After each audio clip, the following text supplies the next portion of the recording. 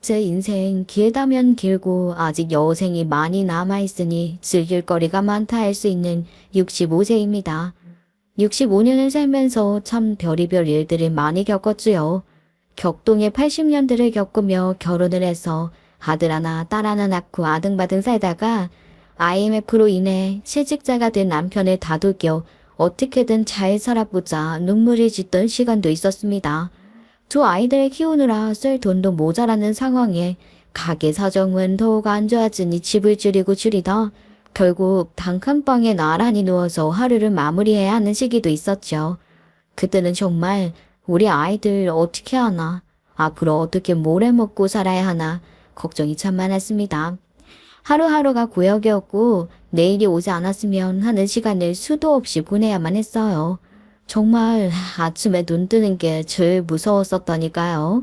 오늘은 애들에게 뭘 먹여야 하지? 남편이 막노동 일이라도 얻어올 수 있으면 좋을 텐데 하면서 말입니다. 그렇게 90년대 후반에 들어서면서 인터넷이라는 게 발달되기 시작했어요.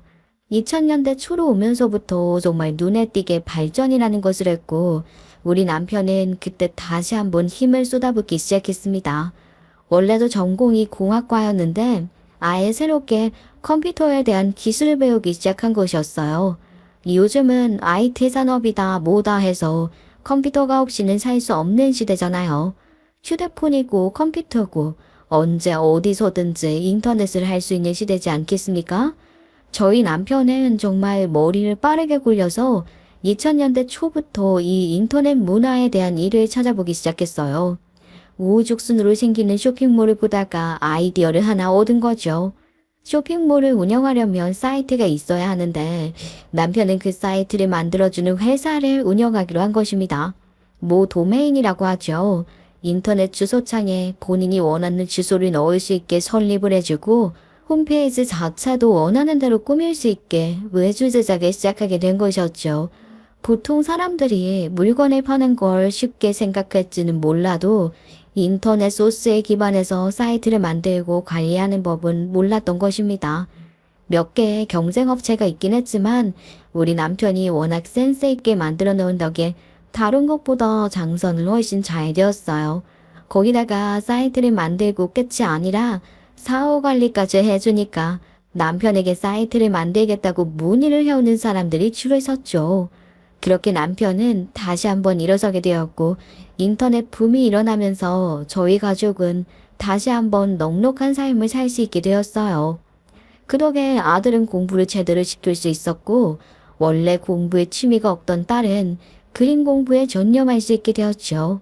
남편이 이리저리 디자인하는 걸 그렇게 유심히 보더니 그래픽 디자인이 하고 싶다면서 남편이 일을 할 때 옆에서 구경도 하고 자기가 생각해낸 디자인이 있다면서 중학생 때부터 그렇게 옆에서 참견을 해대더라고요. 저는 딸아이에게 남편의 일을 방해하면 안 된다고 한 소리를 했지만 오히려 남편은 딸아이의 통통 튀는 아이디어가 마음에 든다면서 일을 하는데 써먹기도 하더라고요. 저희 가족은 정말 너무나도 화목하게 매일매일 보낼 수 있게 되었습니다. 그게 전부 돈에서 나온다는 것을 잊지는 못했죠. 그렇게 2살 더 어린 아들, 딸이 대학에 입학하던 시기에는 남편에게 또 다른 변화가 생기기 시작했습니다. 아들은 워낙 똑똑했던 터라 의사가 되었고요. 딸은 늘 그렇게 그림을 열심히 그리더니 미대에 진학을 하게 되었죠. 주변에서도 어찌나 자식 농사를 잘 지었다고 칭찬이 자자하던지 정말 제가 세상에 다 가진 것처럼 행복했었습니다. 남편은 그 무렵 홈페이지를 만드는 기술만으로는 앞으로 미래가 밝지 않은 것 같다면서 인터넷에 해킹 위험에서 벗어날 수 있는 방화벽이라나 뭐라나 무슨 시스템을 개발하기 시작했어요. 뭐 소위 말하는 백신 프로그램 같은 것인데 일단 백신 프로그램은 다운을 받아서 프로그램을 실행시켜서 해야 하는 건데 남편이 개발하는 기술은 인터넷 기본적인 프로그램에 병합을 시켜서 무조건 발동이 되게 만드는 시스템이라고 했어요.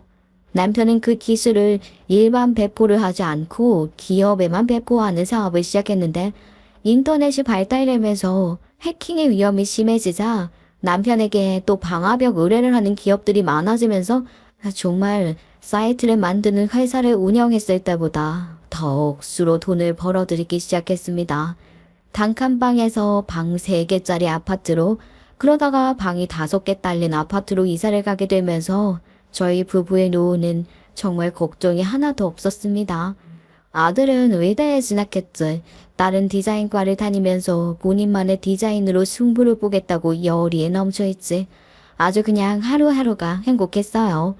언제는 눈 뜨는 게 그렇게 고역일 수가 없더니 지금은 내일은 또 얼마나 행복한 일이 벌어지게 되겠냐 하면서 밤에 잠을 자는 것이 행복할 정도였습니다. 하지만 문제라는 게 어떻게 늘 없을 수가 있겠나요? 우리 아들이 대학을 갈 때까지 그렇게 공부에만 집중을 하고 학교와 집, 학원, 독서실 그거밖에 모르더니 대학에 가서 제대로 노는 맛에 빠지고 말았던 것입니다. 어느 날 집으로 날아온 학사 경고에 대한 우편물을 발견하고 아주 뒤집어지는 줄 알았죠. 아들에게 이게 무엇이냐? 학교 생활 열심히 하고 의대 갔다고 누구보다 자랑스럽게 공부하고 있었던 거 아니었냐고 말을 하니까요. 글쎄 저에게 성질을 버럭 내면서 참견하지 말라고 하는 게 아니겠어요? 신둥순둥하기만 했던 아들이 갑자기 돌변하는 모습을 보여주니까 저도 너무 당황스러워서 어떻게 해야 할지 모르겠더라고요. 그러던 도중에 알게 된 것입니다. 아들이 그렇게 변한 것에는 아들의 여자친구 탓이 있었다는 것이 말입니다. 아들의 여자친구는 다른 대학에 다니고 있었는데 전문대라고 하더라고요. 그런데 학교길을 가까운 곳에 붙어 있었던 거죠. 우리 아들이 그 여자애를 무슨 미팅에서 만나서 알게 되었는데 완전히 그냥 푹 빠져버리고 말았던 거죠. 학교 다닐 때는 공부밖에 몰랐던 놈이 연애의 맛을 알게 되었으니 공부는커녕 수업도 맨날 째고 여자친구를 보러 간다고 정신이 빠졌던 겁니다. 성적은 쭉쭉 떨어지고 나중에는 학교에서 학사 경고에 대한 우편까지 날아오게 된 거였어요. 제가 얼마나 속이 상하고 화가 났던지 아들을 붙잡고 혼쭐을 냈죠. 정말 언제까지 이렇게 나사빠진 사람처럼 굴 거야? 12년 동안 힘들게 공부해서 의대를 갔으면 의사가 될 생각을 해야지. 지금이야 처음 하는 연애니까 당연히 애틋하고 시간을 다 쏟아붓고 싶은 생각이 들겠지만 이게 천년만년 갈 수 있을 것 같아? 연애라는 건 말이야 할 거 다 하고 남는 시간에 하는 거야. 너 지금 공부하기도 바쁜 시기인데 이렇게 시간 보내서 어떻게 할 거야? 시험 공부도 해야 하고 학교 출석도 똑바로 해야지. 너 외과 의사 하고 싶다며? 거기가 경쟁이 그렇게 세다며? 이러다가 원하는 과에 못 들어가면 어떻게 하려고 그래? 외과에서는 공부도 엄청나게 해야 한다고 하던데 네가 그래 정신 나 있어 지금? 엄마, 내 연애에 대해 끼어들지 말아주세요. 엄마도 걱정돼서 하는 말인 거 잘 알겠는데 세상 어느 부모가 20살 넘은 아들 연애에 참견을 해요. 이렇게 일일이 참견하고 헤어지라 마라 이야기하는 건 우리 집밖에 없을 것 같아. 나도 내 인생 내가 알아서 살 테니까 너무 걱정 좀 하지 말아요. 내가 앤 줄 알아요? 아들이 똑바로 행동하지 못하는데 그걸 바로잡는 게 부모의 역할 아니야. 지금 너의 선택이 앞으로의 인생을 좌우할 수도 있어. 의대에서 잘 지내려면 지금 당장 준비를 해야 하는 거야. 너야말로 스스로 하면 어떻게든 되겠다고 생각을 하겠지만 내가 봤을 때는 아니라고. 지금은 무엇보다 공부에 집중을 해야 할 시기야. 이런데 연애를 우선시하면 안 된다고. 엄마 말은 알겠어요. 알겠는데 그래도 나도 사랑하고 싶고 그게 나를 행복하게 해주는 일이기도 해요. 아직 우리가 어려서 사랑이 뭔지 모른다고 생각할지 모르겠지만 난 정말 지금 내 여자친구 없이는 아무것도 하고 싶지 않을 정도로 사랑하고 있다고요. 그래, 처음으로 하는 연애니까 그런 마음이 들 수도 있지. 물론 너의 행복도 중요하지만 지금 당장 해야 할 일이 더 중요하다고 생각해. 넌 미래에 어떤 사람이 되고 싶은 거니? 그걸 위해서는 지금 당장 해야 할 선택들이 있어. 이렇게 공부 안 하고 놓을 거면 치열하게 성적 싸움을 해가며 의대에 간 이유가 뭐니? 의사 되려고 간 건 맞아요. 성적 떨어지긴 했지만 어떻게든 복구할 테니 너무 걱정하지 마시라고요. 제 연애에 일일이 참견도 하지 마시고요. 엄마, 난 그녀와 함께 있으면서도 공부도 잘할 수 있어. 내가 약속할게. 내 모든 시간을 효율적으로 사용해서 내가 원하는 과 들어갈 테니까 그냥 지켜봐 주면 안 되냐고요. 엄마가 이럴 때마다 내 인생 하나하나 집착을 하는 것 같은 기분이 들어서 집 나가고 싶어지니까. 뭐가 어째고 어째? 아니, 집을 나가고 싶다고? 네가 어떻게 엄마한테 그런 말을 할 수가 있니? 그래, 네 입장에서야 내가 너무 지나친 관심을 가진다고 생각할 수도 있겠지. 하지만 너의 결정이야말로 너의 미래를 결정짓는 거야. 너의 가능성을 낭비하지 않길 바랄 뿐이야. 그러니 너의 선택에 책임감 있게 접근해줬으면 좋겠어. 그렇게 알아서 하겠다는 아들은 알아서 하기는커녕 매일같이 데이트를 한다고 돈만 펑펑 써대고 집에 제대로 들어오지도 않았어요. 보다 못한 남편이 아들을 붙잡고 정신을 어디다가 쏟아부는 거냐고 난리를 치자 아들이 대뜸 반항을 하는 겁니다. 아빠가 해준 게 뭐가 있다고. 맨날 일하느라 바빠서 집에도 잘 안 들어오면서 자기한테 왜 이제 와서 관심을 가지냐고요. 그 말에 화가 난 남편은 차마 아들에게 손찌검은 하지 못하고 아들에게 주었던 카드와 용돈을 압수했습니다. 그동안 아들이 의대에 다니고 있으니까 나름 집안 빵빵한 자식들과 함께 어울려 다녔거든요. 그 아이들이랑 같이 밥 한 끼 먹으려면 돈도 많이 필요하고 또 같이 스터디를 한다던가 강의 이외에 공부를 해야 한다던가 할 때마다 돈이 필요했을 거 아닙니까? 그걸 채워주기 위해서 현금으로 용돈도 주고 카드도 지어줬었는데 그걸 모조리 빼앗아버린 거죠. 카드와 용돈을 압수당한 아들은 며칠이 지나지 않아서 아주 눈물바람으로 집에 술이 떡이 되어 기어들어왔더라고요. 방으로 들여보내고 다음날 해장국을 차려주었더니 애가 황태해장국 한 술 뜨더니만 눈물을 퐁퐁 쏟는 게 아니겠어요? 영문을 몰라 아무 말도 못하고 오는 아들을 보고 있는데 지도 한참 울다가 민망했는지 세수를 하고 다시 와서는 밥을 먹으면서 지 이야기를 꺼내놓더라고요. 엄마, 제가 질질 짜고 못난 모습 보여서 죄송합니다. 저 사실은 이별 통보 받았거든요. 전 여자친구가 저한테서 바라는 건 데이트 비용밖에 없었던 건지 제가 아버지 카드 빼앗기고 현금도 하나 없이 며칠 비일비일거리면서 살았더니 바로 헤어지자고 하더라고요. 자기는 남자 만나면서 밥값 계산하기 싫다고요.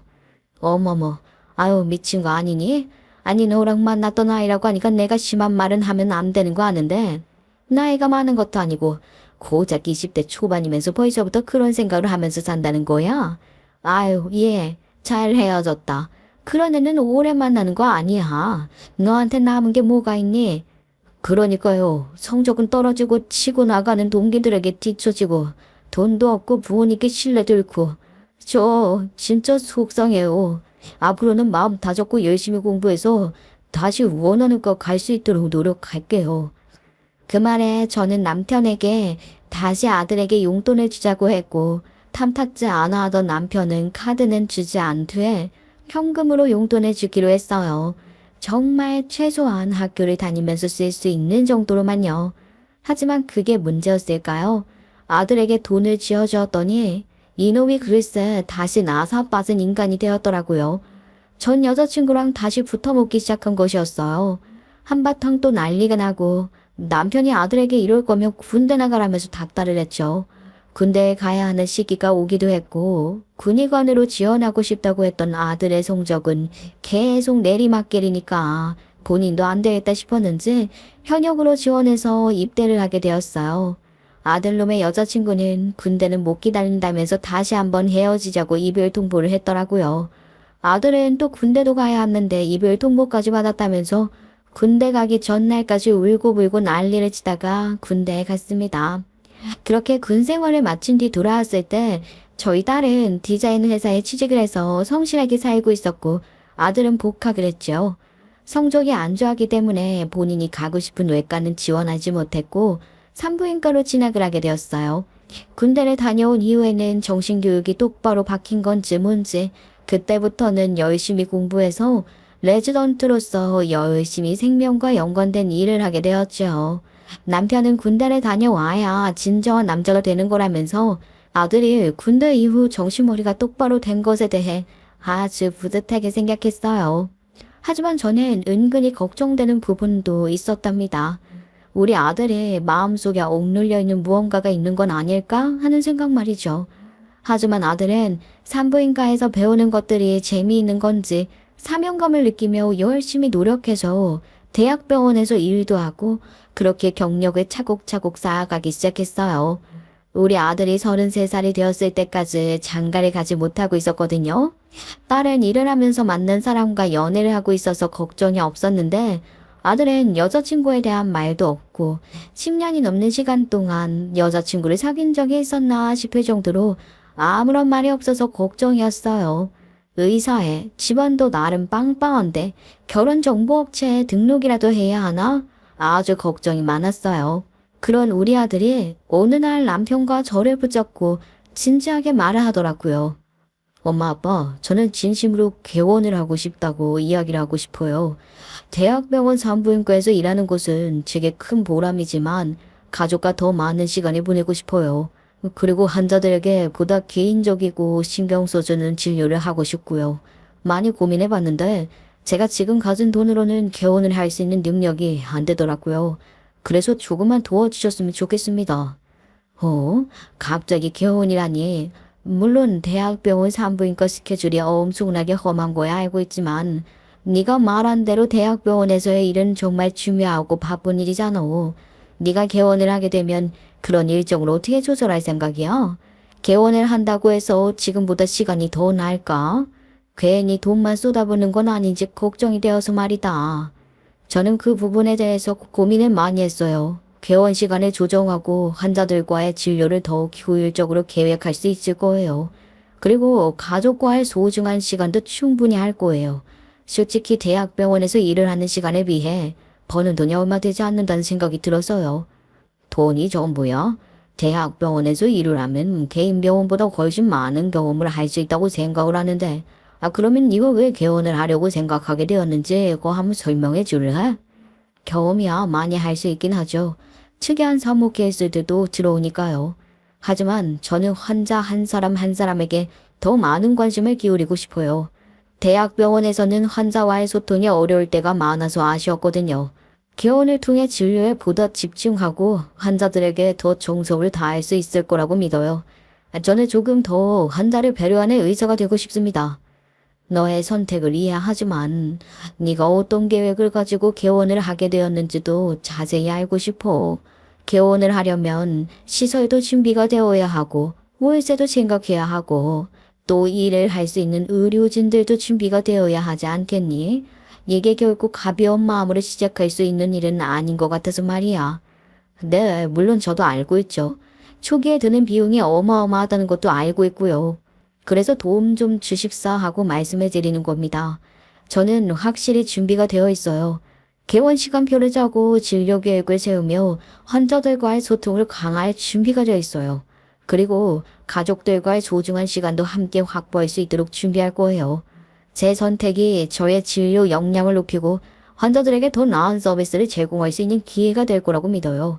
저도 계획 짜둔 게 있는데 한번 보시겠어요? 아들은 정말 오랜 시간에 계획하고 준비를 했던 것인지 저희 부부에게 초기 투자 비용부터 시작해서 의료진이 얼마나 필요한지, 진료를 어떤 방향으로 잡을 건지, 시설을 어떻게 준비를 해야 하는지 하나하나 설명을 해주더라고요. 저는 솔직히 걱정이 앞서긴 했지만 남편은 아들이 오랜 시간 공부에 몰두해 왔고 또 의사로서의 사명감을 가지고 일을 했다는 것을 인정하며 개원하는 데 필요한 비용을 지원해 주겠다고 했어요. 건물을 알아보러 다니고 계약을 하고 시설을 마련하는데 정말로 수억이라는 돈이 들더라고요. 개인 산부인과 병원 특성상 요즘은 분만을 하는 병원이 별로 없다고들 하는데 우리 아들은 태아가 태어나는 그 축복의 순간이 얼마나 대단한 건지 모른다면서 꼭 분만거주하고 싶다고 하더라고요. 야간 진료도 보고 응급 상황이 발생했을 때 대학병원으로 이송할 수 있는 위치에다가 건물을 얻었습니다. 2개의 층을 얻어서 입원실과 진료실 그리고 분만실을 나눴고 신생아들을 케어할 수 있는 신생아실도 따로 만드느라 정말 얼마나 고민하고 기기들을 들여놓고 했는지 몰라요. 그렇게 우리 아들이 개원을 하고 대학병원에서 꽤 일을 해왔다는 경력 덕분인지 처음에는 별로 없던 환자들이 점점 늘어나기 시작했어요. 거기다가 시설 자체가 최신 설비로 되어 있으니까 꼼꼼하게 따지는 환자들도 와서 진료를 마음 놓고 보더라고요. 그렇게 간호사들도 늘고 산모들이 늘어나자 동기였던 의사도 아들의 산부인과에서 일을 하기 시작했고요. 아들, 딸 모두 자기 일 잘하고 있으니까 걱정 없겠다 했는데 개원을 한 지 한 1년 6개월쯤 되었을까요? 아들이 대뜸 결혼을 하겠다고 말을 하더라고요. 저도 이제 나이가 35살인데 슬슬 결혼해야죠. 결혼이라는 게 뭐 나이가 찼다고 하는 건 아니지만 개원할 때부터 만나던 여자친구가 있었는데 이제는 저도 생활이 안정되었다고 느껴지니까 결혼을 하고 싶다는 생각이 들더라고요. 소개 한번 시켜드릴게요. 아니, 만나던 사람이 있었다고? 병원 일이 그렇게 바빴으면서 어디서 만난 거야? 이쪽 일 하는 사람은 아니고요. 지인의 소개로 만나게 되었는데 상당히 참하고 예뻐요.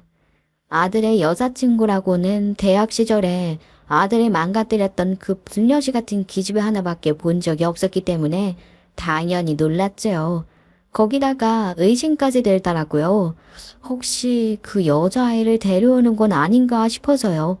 그래서 우리 아들이 예전에 군대 갈 때 이별 통보를 받고 다 버리겠다고 했던 그 불려시랑 찍은 사진들이 있었는데 그걸 제가 괜히 찝찝해서 들고 있었거든요. 그 사진들을 한 번 더 꼼꼼히 봤어요. 인사시키겠다는 여자가 그 불려시인지 아닌지 보려고요. 그 사진을 왜 버리지 않고 내버려 두었냐고 이상하다 생각하시는 분들도 있을지 모르겠지만 그걸 글쎄 불에 태우겠다고 하는데 지 얼굴도 있는데 불에 태우면 괜히 찝찝할 것 같다더라고요. 그냥 제 스스로 느끼는 일종의 미신 같은 거랄까요? 사진에 불에 태우면 괜히 화를 입을 것 같고 그랬거든요. 그래서 제가 대신 벌어주겠다고 하고 몰래 장롱 속에 감춰두고 있었는데 크게 생각이 난 거죠. 아무튼 아들의 결혼할 여자를 소개받는 날 저는 정말 엄청나게 긴장을 했는데 제 긴장이 머쓱할 정도로 너무 깔끔하고 단아한 아가씨가 등장을 하더라고요. 예비 며느리 오늘 정말 반갑습니다. 우리 아들과 함께 이렇게 특별한 자리에서 만나게 되어 정말 기쁘네요. 얼굴도 참하니 정말 단정한 아가씨네. 우리 아들이 재미있는 구석이 없어서 답답하고 지루했을지도 모르는데 결혼까지 한다고 하니까 참 기특하네. 아이 참 어머니도 아니 나이가 몇 갠데 아직도 애 취급을 하면서 그렇게 말씀을 하세요. 부끄럽게. 다 우리 예비 며느리가 예뻐서 그렇지. 첫인상이 아주 마음에 들어요. 오늘 맛있게 밥 먹고 이야기 좀 나누고 제대로 결혼에 대한 이야기는 상견례 때 나누자고 들었는데 맞지요? 네 어머님. 불편하실지 모르겠지만 진수 씨가 이미 저희 집에는 인사를 드렸거든요. 저희 부모님께서도 참 마음에 들어 하시고요. 바로 날 잡자고 하시는 거 제가 말린 거 있죠? 우리 예비 며느리는 가족 관계가 어떻게 되나? 하는 일은 뭔지 내가 들은 게 아무것도 없어서 말이야. 이놈이 글쎄 연애를 하는 것도 숨기고 며칠 전에서야 결혼하고 싶은 사람이 있다고 대뜸 말하는 거 있지? 딸이랑은 정말 달라. 진서한테 여동생 하나 있는 거 알지? 걔는 미주알 고주알 나한테 와서 다 이야기를 하거든.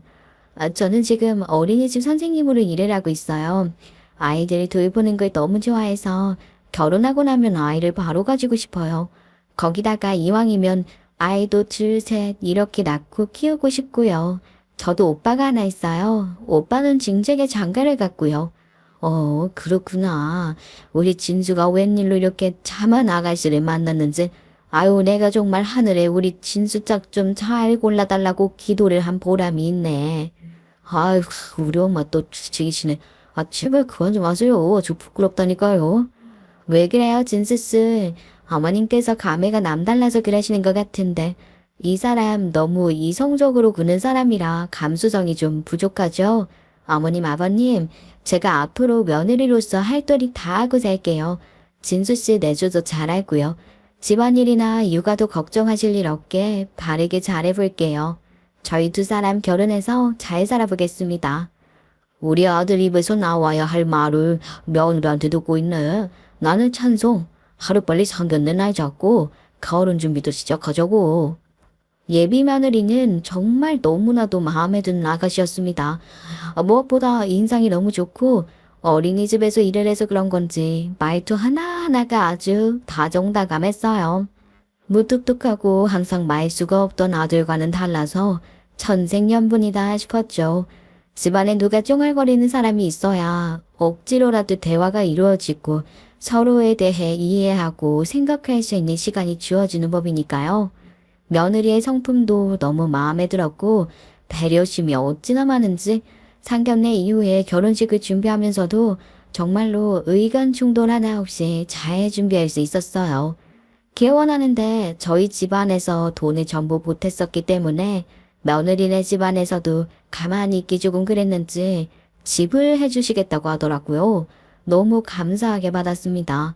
그렇게 결혼 생활을 시작한 아들은 정말 결혼을 한 지 3개월 만에 저희에게 손주를 보여줄 수 있게 되었다면서 며느리의 임신 소식을 알려왔습니다. 이런 말을 하는 게 되게 부끄러울 거라 생각했는데 상당히 벅차오르네요.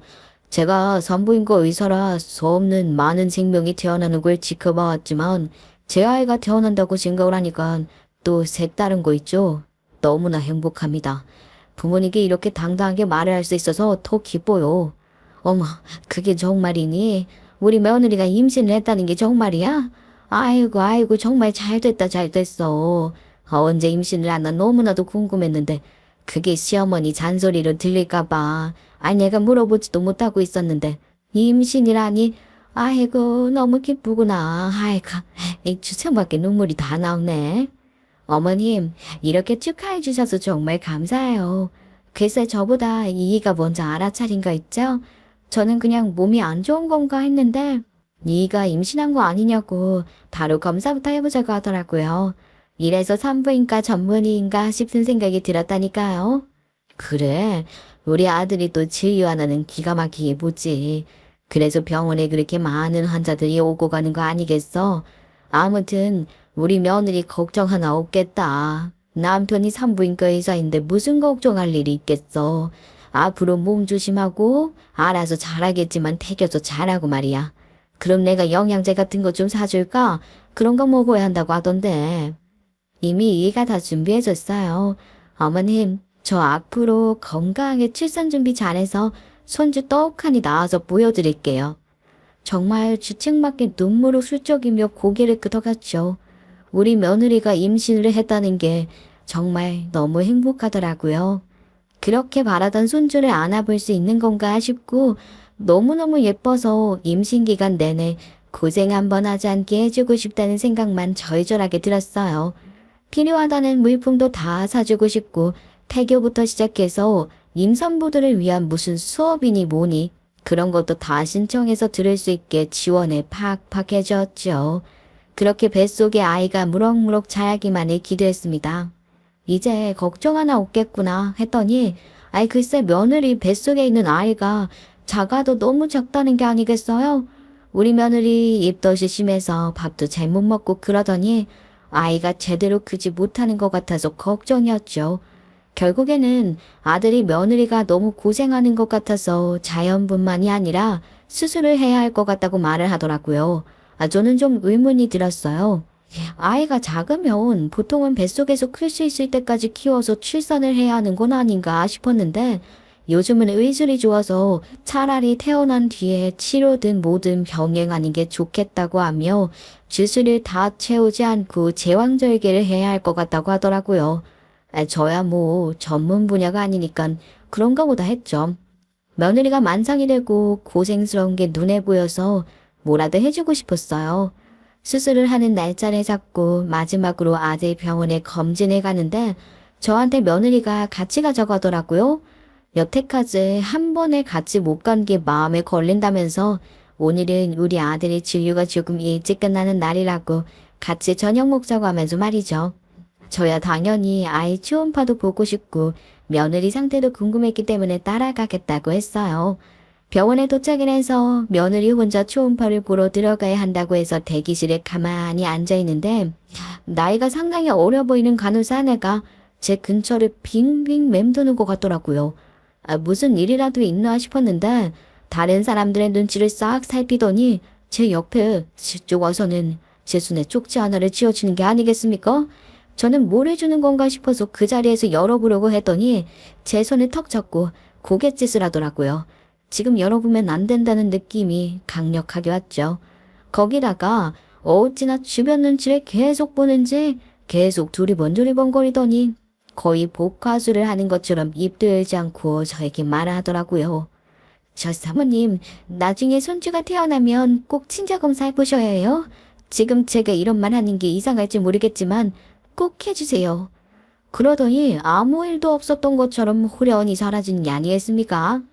아니, 너무 놀랍지 않나요? 손주가 태어나면 친자검사를 해보라는 게 이게 무슨 말인지 정말 너무 소름이 끼치더라고요. 이건 무슨 개소린가 싶고 거기다가 우리 아들 병원에서 일을 하는 간호사가 제가 아들 엄마인 걸 알고 우리 며느리가 아들 부인이라는 것도 알면서 저에게 그런 소리를 한다는 게 이상하잖아요. 저는 직감적으로 이 문제는 사실이든 아니든 저 인간이 미친 간호사든 아니든 함구를 해야 한다고 느끼고 있었습니다. 일단 뭐가 됐든 이런 이야기는 소문이 퍼져서 좋을 게 하나도 없잖아요. 너무나도 확신을 가지고 다른 사람들 모르게 친자 검사를 해보라고 말을 하는데 당연히 저 혼자만 알고 있어야 한다고 생각했죠. 손에 쥐어진 쪽지를 펴보려고 했는데 순간 며느리가 초음파 검사를 마친 건지 저를 부르더라고요. 어머님, 이 사진 좀 보세요. 아이, 너무 예쁘죠? 얼굴이 자세하게 보여지진 않아서 사실 가늠은 잘 안 되긴 하는데 제 아이 너무 예쁜 것 같아서 벌써부터 기대가 돼요. 출산하기로 수술 날짜 잡은 게 다음 주라서 너무 떨리는데 마지막까지 이상 없이 건강하다고 하니까 너무 행복해요. 어, 그래. 그럼 지금 검사는 다 끝이 난 거니? 이제 뭐 더 할 거 없고? 네, 이제 그이 진료실 정리하고 나을 거예요. 제가 마지막 환자였거든요. 어머님, 뭐 드시고 싶으세요? 저랑 같이 맛있는 거 먹어요. 아유, 그게 말이다. 내가 오늘 글쎄 저녁에 친구들이랑 약속이 있었던 걸 깜빡했지 뭐니. 오늘은 먼저 가봐야겠다. 우리 며느리도 손주 녀석도 건강하다는 거 알았으니까 됐다. 그렇게 말을 하고는 서둘러서 자리를 빠져나오는데 가슴이 어찌나 쿵덕쿵덕거리던지 충분히 미친 소리라고 생각하고 무시할 수 있는 상황이었지만 그게 좀 마음처럼 잘 안 되더라고요. 집으로 돌아와서 남편도 모르게 혼자 쪽지를 살펴보고는 저는 정말로 혼절을 하는 줄 알았습니다. 하지만 이게 사실인지 아닌지 확실하게 알 수 있는 방법이 없었기 때문에 저는 며느리가 출산을 하는 날까지 기다리기로 했어요. 그리고 일주일 지난 뒤 수술을 해서 아이를 낳게 된 며느리를 보러 아들의 산부인과에 찾아가게 되었습니다.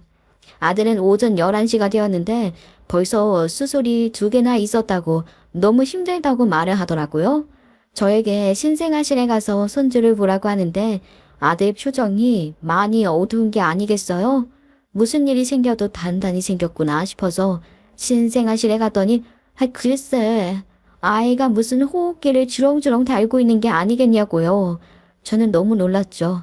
거기다가 작아서 수술을 해서 낳은 게 좋을 것 같다고 했던 아이가 제 생각보다 너무 큰 것입니다. 분명히 작아도 한참 작다고 했던 것 같은데 신생아실에 있는 다른 아기보다 조금 더 큰 것 같기도 하고 뭔가 이상하다 싶은 생각이 들었죠. 물론 제가 아들 병원에서 일을 하는 간호사에게 친자 검사를 하라는 이상한 이야기를 들어서 더 의심이 들었던 것일지도 모르겠지만 여튼 달라도 다른 느낌이 들었어요. 아니 이게 무슨 일이냐. 왜 그렇게 표정이 안 좋은 거야? 먼저 확실하게 말을 해봐. 아니 우리 며느리는 회복실에 있니 아직? 며느리에게 무슨 일이라도 생긴 거야? 예, 지금 아직 마취가 덜 풀려서 회복실에 있다가 조금 뒤에 병실로 이동할 거예요. 저도 이런 일이 생길 줄은 꿈에도 몰랐는데 아이의 배가 좀 안 좋은 것 같아요. 배가 안 좋다니 그게 무슨 소리야. 이제 막 태어난 아이가 배가 안 좋을 일이 뭐가 있어. 며느리나 너나 둘 다 담배를 태우는 것도 아닌데 왜? 그러게요. 병이라는 게 워낙 어떻게 발병할지 모르는 거라. 낭성섬유증이라고 유전자에 돌연변이가 생겨서 발생하는 질환이에요. 호흡기뿐만 아니라 소화기에도 영향을 미칠 수 있어서. 어마, 그럼 어떻게 해야 하냐? 아니 아이 얼굴이 저게 뭐야. 호흡기를 주렁주렁 잔뜩 달고 있는 게 분명히 건강하다고 했었잖아. 건강하다고. 저거는 초음파로 알 수 있는 게 아니에요.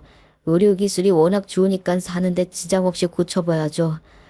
와이프 회복실에서 깼나봐요. 병실로 이동하는 것 같네요. 저는 정말 가슴이 쿵쾅거려 미치는 줄 알았습니다. 아이 얼굴에 달려 있어서는 안 될 호흡기 장치들이 달려 있는데 정말 숨은 쉬는 건가 싶더라고요. 경악을 하던 나중에 번뜩 쪽지 내용이 생각이 났어요. 며느리의 병실에서 며느리가 눈을 뜨기를 아들과 기다렸는데 며느리가 눈을 딱 뜨더라고요. 우리 아이는요, 건강하죠? 10손가락, 10발가락 다 있고요. 그게 우리 아이에게 선천적인 질환이 있는 것 같아. 조금 더 지켜봐야겠지만 낭성섬유증 같아. 며느리는 그 말에 말 한마디 하지 못하고 눈물을 줄줄 흘리더라고요. 이름만 들어서는 너무나도 무서운 병같이 들리니까요.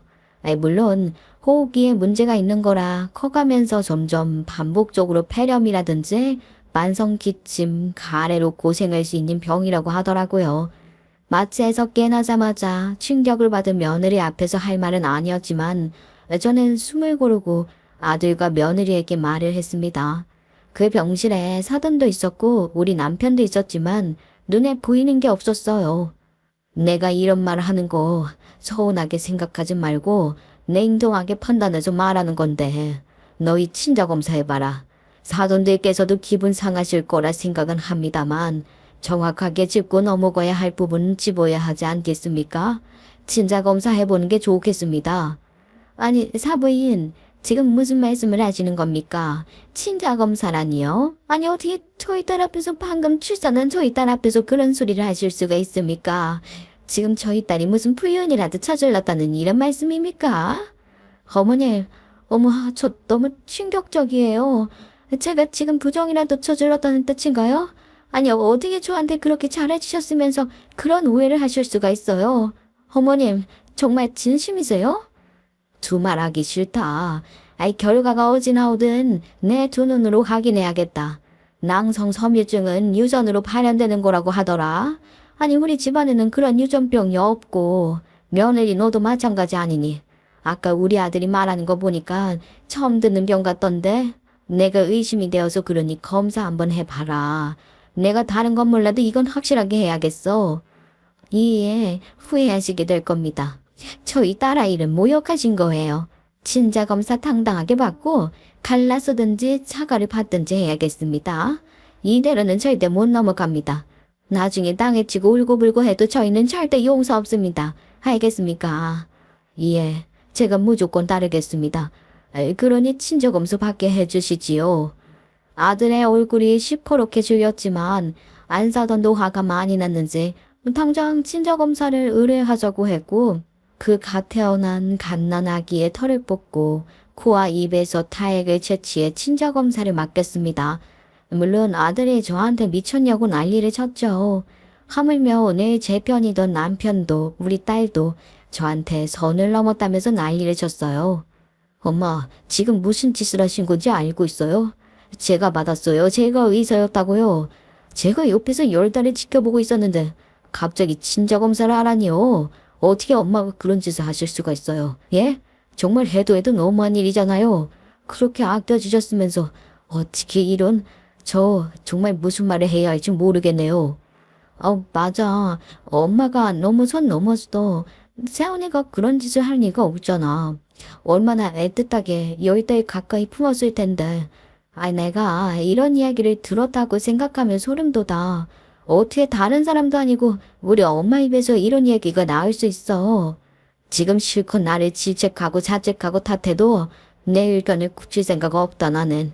유전병이라는데 서로 조심해서 나쁠 게 뭐야. 이런 내가 이해가 안 갈지 모르겠지만 나도 다 생각이 있어서 한 행동이야. 이게 어떻게 생각이 있어서 한 행동이 될 수 있어요. 어머니, 저 정말 실망했습니다. 엄마가 저한테 그동안 어떤 짓을 해도 실망하지 않을 자신이 있었는데 그게 실망했다고요? 너는 나중에 딴소리나 하지 마. 내가 친자검사를 괜히 하자고 했겠어? 다들 나한테 잘했다고 할 거다. 내가 살면서 당신을 질책했던 적이 없었던 것 같은데 나도 이건 아니라고 봄새. 어떻게 며느리가 출산을 하고 그것도 아들 병원에서 아들이 직접 애를 받았는데 친자 검사를 하자니 이야기를 할 수가 있어. 당신이 경솔했어. 이 일은 사돈에게 무릎을 꿇고 사과를 해도 절대 용서받을 수 없는 일이라고 알아? 알아요. 한다고요. 그러니까 결과 나올 때까지 다들 그냥 지켜보고 있자고요. 이미 말은 뱉었고 검사도 하기로 했는데 어쩌겠습니까? 이게 그렇게 간단한 문제가 아니잖아요. 저 정말 무슨 이야기를 해야 할지. 엄마 얼굴 보고 싶지 않아요. 이만 가주세요. 아들은 정말 실망했다는 얼굴을 하고 딸이며 남편도 저에게 아주 불편하다는 표정을 짓더라고요. 그래요. 솔직히 이해가 안 가는 건 아니었어요. 제가 뜬금없이 친자검사를 하자고 말을 하는데 당연히 가족들 모두가 당황스러웠겠죠. 제가 남의 말에 휘둘려서 이런 말을 뱉었다고 미쳤냐고 생각하시는 분들도 있겠지만 저는 찝찝한 건 절대로 참을 수가 없었어요. 만약에 친자가 일치한다고 나온다면 제가 당연히 무릎 꿇고 두 손이 발이 되도록 빌어도 할 말이 없는 거죠. 그래도 저에게는 꼭 해야 하는 이유가 있었습니다. 일주일이 지난 뒤 정말 업고의 시간을 기다려 검사 결과가 나왔는데 아주 충격적이었습니다. 친자 검사 결과서를 받아든 가족들 모두가 경악에 물들어 버렸죠. 아들과 친자가 일치한다고 나왔는데 며느리와는 불일치가 떴더라고요. 이게 다 무슨 일인가 싶으시죠? 온 가족이 멘털이 털털 나가서 입만 떡 벌리고 아무 말도 못하고 제 얼굴만 보더라고요. 어떻게 며느리 배에서 나온 아이가 며느리와 친자 불일치가 뜰 수 있냐 이 말입니다. 저는 그제야 신입 간호사가 주었던 쪽지를 아들 얼굴에 냅다 내던지며 사돈들 앞에서 무릎을 꿇었습니다. 제가 다 아들을 잘못 키운 죄입니다. 우리 아들이 글쎄 불륜을 저지르고 있었더군요. 제가 이 쪽지를 받은 뒤에 몰래 아들의 뒷조사를 했습니다. 개심한 놈 얼굴을 보기도 싫다. 아주 그냥 내 배로 나왔다는 게 믿어지지가 않어. 아니 이게 다 무슨 소리야. 알아들을 수 있도록 말을 해줘야지 여보. 아니 어떻게 며느리 배에서 나온 아이가 며느리와 친자가 불을 짠다고 될 수가 있어. 이게 말이나 되는 소리야? 예전에 우리 아들이 대학 다니던 시절에 만났던 그 불려시 같은 여자친구 기억해요? 몇 번을 사귀다 헤어지고 우리 아들이 돈 없다고 버리고 군대 간다고 버렸던 그년이랑 불륜을 저지른 지 벌써 3년째랍니다. 결혼 전부터 이어지고 있었던 불륜이었다고요. 아내가 정말 어디서부터 이 이야기를 해야 할지 어디서부터 잘못된 건지도 가늠이 안 된다고요. 뭐야? 그게 진짜야? 그럼 그 여자랑 결혼을 해야지. 왜 엄한 저자를 데려와서 이 고생을 시켜? 그 여자랑 그렇게 오랜 시간 연이 이어졌으면 집안에서 반대를 하더라도 그 여자를 데리고 와서 결혼을 했어야지. 어째서 이런 짓을 한 거야? 그년이 글쎄 이미 어릴 때 결혼을 했었지 뭐예요. 우리 아들이 결혼을 한 이후에 이혼을 했다고 하더라고요. 그러니 쭉 불륜을 유지한 거죠. 글쎄 며느리와 불륜녀가 비슷한 시기에 임신한 게 우연일지 아니면 필연으로 만들어낸 건지 모르겠지만 그 불려시도 여기 병원에 입원 중이랍니다. 이틀 전에 아이 낳았고요. 어쩐지 작아서 수술을 해야 한다던 아이가 생각보다 크다고 했더니 너 어떻게 아이를 바꾸니? 아이를 바꾼 이유가 뭐야? 그 말에 아들이 털썩 주저앉더라고요. 바깥 싸도는 열이 받았는지 아들의 뺨을 때리고 며느리는 대성통곡을 하면서 울고불고 난리를 치더라고요. 당연히 그러겠죠. 아이가 태어났는데 병까지 있어서 얼마나 마음고생을 했겠어요. 그런데 그 아이가 심지어 본인 아이가 아니라고 하니 당연히 멘털이 탈탈 털릴 수밖에 없었겠죠. 며느리는 정말 실성한 사람처럼 난동을 부리며 울기 시작했어요. 저는 더 이상 참을 수가 없어서 미리 알아두었던 끝에 호실에 입원 중인 그 불려신년을 찾아가 그년의 머리채를 잡고 질질 끌며 며느리의 병실로 데리고 왔습니다. 무슨 짓이냐고 소리를 고래고래 지르다가 제 얼굴을 확인하고 며느리가 입원한 병실에 넣어버리자 입을 꾹 가물대요. 안 싸더니 직감적으로 이년이 그년이라는 걸 알았는지 뺨을 올리더라고요. 완전히 개판 났었어요. 죄송합니다. 제가 뭐라 드릴 말씀이 없습니다. 진짜 죄송합니다. 평생 속죄하며 살겠습니다. 말로는 다 표현할 수 없을 정도로 죄송합니다. 아니, 이 분위기 뭐야? 다 들킨 거야? 아, 그걸 왜 들켜? 친자감사 자기 꼴로만 한 거 아니었어? 그럼 안 들킬 수 있었는데. 이게 무슨 꼴이야? 아이 낳고 몸조리 해야 되는데 머리채 끌려 잡혀와. 뺨 맞아. 이거 다 고속감인 거 알아요? 고소? 지랄을 하고 앉아있네. 너 같은 년이 지금 고소를 입에 올려? 누가 더 중한 범죄를 일으켰는지에 대한 생각은 전혀 없나 보지? 어떻게 이런 짓을 하고 뻔뻔하게 고소를 입에 올릴 수가 있어 너. 너 같은 년 아주 그냥 오늘 아작을 내자. 친자검사 그거 내가 우리 며느리 보고도 하자 그랬다. 미년이 해온 행각이 너무나도 괘씸해서 어떻게 아이를 바꿔치기에 해? 태어난 아이가 아프다고 바꿔치기를 할 생각을 해? 유전병이 있는 걸 알고 있었으면서 그런 짓을 하려고 했단 말이야. 그러니까 그 신입 간호사가 주었던 쪽지에 써져 있었어요. 원장 선생님께서 불륜을 저지르는 상대가 있습니다. 그런데 불륜 상대가 유전병을 가지고 있어서 건강한 아이를 키우고 싶다고 원장님 사모님의 아이랑 태어나자마자 바꿔치기를 하면 안 되냐는 이야기를 엿들었어요. 내용은 실로 충격적이었습니다. 불려시 집안에 내려오는 유전병 때문에 건강한 아이를 키우고 싶어서 우리 며느리의 아이랑 바꿔치기를 한 것입니다. 아이가 태어나는 날을 어떻게 정할 수 있는 방법은 제왕절개밖에 없지 않겠어요? 불려시가 조금 더 일찍 아이를 가졌기 때문에 이런저런 핑계를 대면서 일부러 며느리를 수술하게 만든 것이었습니다.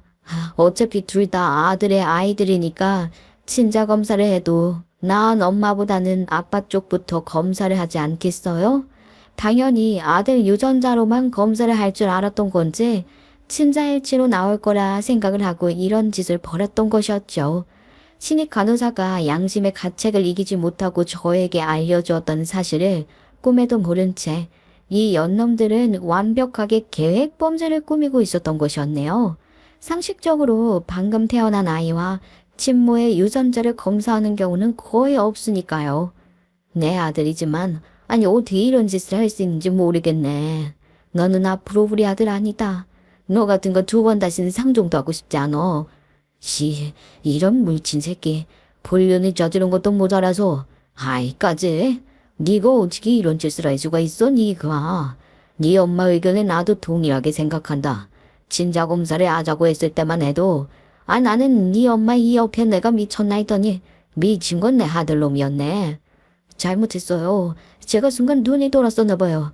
어릴 때 풀사랑이 진정한 사랑인 줄 알고 의사로서도 사람으로서도 하지 말아야 할 일을 해버리고 말았어요. 정말 잘못했습니다. 전부 다 바로잡겠습니다. 이 여자와의 인연을 끊고 아이를 우리 둘의 아이 제대로 데리고 올게요. 사위, 이제 와서 그런다고 우리가 받아줄 것 같아? 이 병신 모질 같은 놈? 의사면 다야. 네가 얼마나 잘났다고 우리 딸에게 이런 짓을 해? 난 도저히 견딜 수가 없어. 어떻게 이런 짓을 하고도 멀쩡하게 고개를 들고 사냐? 절대로 못 봐. 너네 집안 다 꼴 보기 싫어. 이혼해. 우리 딸이랑 이혼하라고. 정말 면목이 없습니다, 사돈. 제 아들이 이런 짓을 했다는 게 아직도 심장이 쿵쾅거리는 것 같습니다. 정말 죄송합니다. 뭐라 더 드릴 말씀이 없습니다. 이혼할 거예요. 이런 짓을 겪고 제가 어떻게 이 사람 얼굴을 보면서 제정신을 살 수 있겠어요. 모든 게 의심이 될 거예요. 그렇게 가정적인 척 아이를 기다려온 척 하더니 어떻게 아이를 받고? 그리고 니년도 제정신이야? 어떻게 니 배로 품은 아이를 바꿔치기를 할 생각을 해? 그럼 아이가 태어나자마자 아프다는데 어떡해. 우리 집에 유전병이 있는 걸 알고 있으니까 당연히 애가 아플 거는 생각했지? 나 돈 없어. 이혼하면서 개탈됐거든. 근데 네 아이랑 바꿔치기 하면 아픈 우리 아이 돈 많은 집안에서 치료 잘 받고 건강하게 자랄 수 있을 거 아니야. 나도 모성애가 있으니까 이런 짓을 한 거라고. 뭐야? 우리 집에 돈이 있으니까 치료를 잘 받게 해줄 거라 생각하고 애를 바꿔치기 했다고? 그게 모성애라고? 그게 어떻게 모성애야? 아픈 아이를 보면 어떻게든 돈 벌어서 고칠 생각을 하는 게 모성애지. 자기 아이를 헌신작 버리든 남의 집에 보내는 게 어떻게 모성애냐고. 너는 모성애 따위 없는 거야 이년아. 그럼 어떡해요. 돈은 없고 애는 사야겠는데. 그럼 이자라도 며느리라고 받아주시던가. 이 미친년이 정신을 못 차리고 어디서 주작을 부려. 며느리고 나발이고 나는 아들 없다. 아들 없다고 생각하고 딸 자식 하나 키운다고 생각하면서 살 거야. 사돈어른 정말 면목 없습니다. 정말 죄송합니다. 이혼 소송 겸허하게 받아들이겠습니다. 저 못난 개자식한테 있는 돈 탈탈 떨어서 위자료 다 뽑아 가세요. 당연히 이혼 소송 해야지요. 아주 위자료를 어떻게든 다 끌어받아야겠습니다. 내가 이대로는 절대로 못 넘어가. 당장 변호사부터 선임할 거야. 아버지 정말 잘못했어요. 두 번 다시는 이런 짓 안 되겠습니다. 이미 나는 실망했고 더 이상 너한테 아버지라는 이야기 듣고 싶지 않다. 내가 해준 이 병원도 돌려놔. 애초에 너한테 기대를 걸고 이런 걸 해주는 게 아니었어. 네 스스로 해온 병원도 아니니 다 돌려놓고 내려놓고 떠나라. 너는 내 아들 아니니까 내가 지원을 해줄 필요도 없다고. 내놓고 나가. 그렇게 아들은 울고불고 난리를 치다가 결국 남편의 강경한 태도에 풀이 죽어 병원까지 돌려놓고 집을 떠나게 되었어요. 그 사이에 이혼 소송이 걸렸고 집도 며느리가 해온 집이었기 때문에 무일푼으로 쫓겨나게 되었죠. 거기다가 이런 행각을 벌였는데 쉽게 용서를 받을 수 있겠습니까? 당연히 위자료도 어마어마하게 물어줘야 하는 상황이 놓였죠. 그런데 병원 정리해서 무지개죄였겠다. 당장 처분해야 할 것들, 직원들 월급 챙겨줄 것들 생각하면 그 돈이 어디 있겠습니까? 아들이라고 부르고 싶지도 않은 그놈 아주 멘털이 갈갈 갈렸는지 저희 주변에 서성이더라고요. 남편은 그런 아들놈에게 썩 꺼지라며 두 번 다시는 얼굴도 들이밀지 말라고 했어요. 아들놈은 그 이후에 빈털터리가 되니까 개인 병원에 취직을 해서 페이덕터로 일을 하게 되었다고 하더라고요. 불려시 같은 그년이랑 같이 살면서 아픈 아이를 키우니 돈이 얼마나 많이 필요하겠습니까? 애초에 그 불려시 같은 년도 사치스러운 년이었는데요. 그런데 더 대박인 건 개인 병원에 출근을 하자마자 전 며느리네 집안 사람들이 병원 앞에서 시위를 벌이기 시작한 겁니다. 아이를 바꿔치기 하는 의사가 무슨 산부인과 의사로서 자격이 있냐면서요. 당연히 병원에서는 아들을 해고시켜 버렸고 그 이후에 취직하는 병원마다 쫓아다니면서 시위를 벌였고 아들놈을 더 이상 받아주는 병원이 없게 된 것입니다.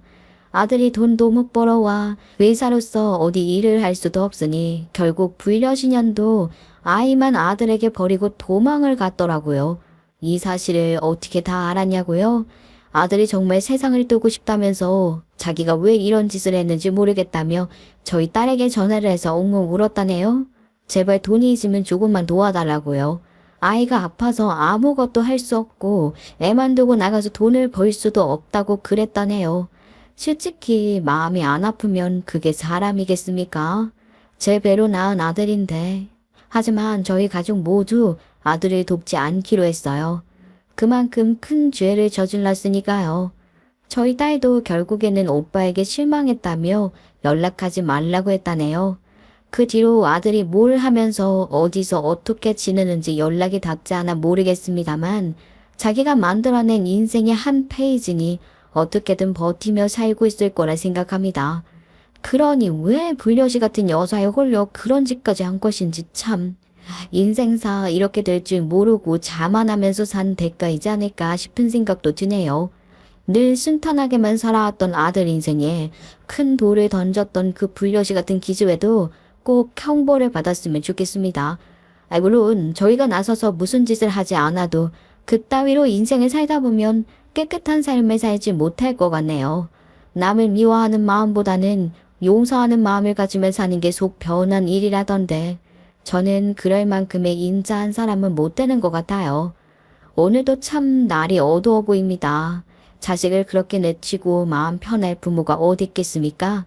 하지만 저희 아들도 고생을 해봐야 한다고 생각합니다.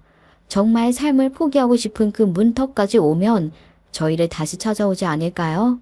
그때는 저는 남편이나 마음이 약해질지도 모르겠네요. 지금 당장은 아니더라도 나중에 아들이 정신 차리고 상처를 준 모든 사람에게 진정으로 사과하는 날이 오길 바라며 제 사연을 마치도록 하겠습니다. 끝까지 제 이야기를 들어주신 여러분들께 감사 인사 올리며 세상에 모든 의사들이 이런 짓을 하는 건 아니니 제 책은 저희 아들에게만 쏟아지기를 바랍니다. 감사합니다.